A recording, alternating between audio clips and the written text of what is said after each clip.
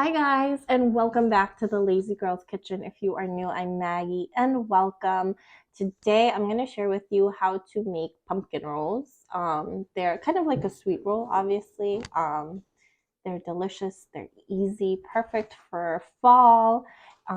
Be prepared because lots of pumpkin recipes are coming your way. I really like this, so I really hope you guys give it a try.